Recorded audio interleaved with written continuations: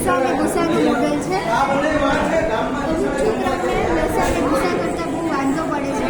તો આ મોડેલ દ્વારા સરળતાથી આપણે લસા અને ગુસાને રીત કરી શકીએ છીએ. સમજી લો અત્યારના આપણે પહેલાં આપણે 12 લગીને અને 18 લગી. હવે આ બંને જ્યાં સુધી સરખી ત્યાં સુધી આપણે તેને લસા કરવા આપણે ગુણાકાર એનો પાડો બોલે જે સંખ્યા આવે તે સંખ્યા ઉપર તેની પટ્ટી મૂકવાની.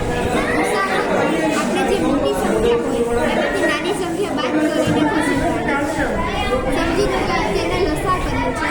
12 × 12 = 24, 18 × 18 = 36, 12 × 12 = 24, 12 × 36. એટલે આ બંને સરખી પટ્ટી થઈ ગઈ છે. એટલે 12 × 18 = 36. હવે આપણે તેનો ગુસા કર્યો હોય તો આ સંખ્યા વધુ મોટી છે 12 કરતાં.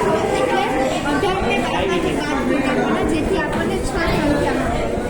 હવે 12 મોટા છે અને 6 નાના છે.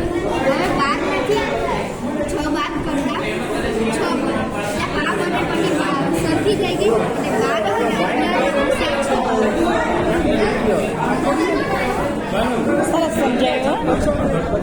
આ શું છે તમારું છે? નહીં આ લોકો એ અશોકભાઈ રિક્ષાવાળાને બોલાવી લો કે વાત બોલાવો. પ્રમાણપત્ર તો અપાઈ વાંધો નહીં તો રિક્ષાવાળા ભાઈને બોલાવી લો.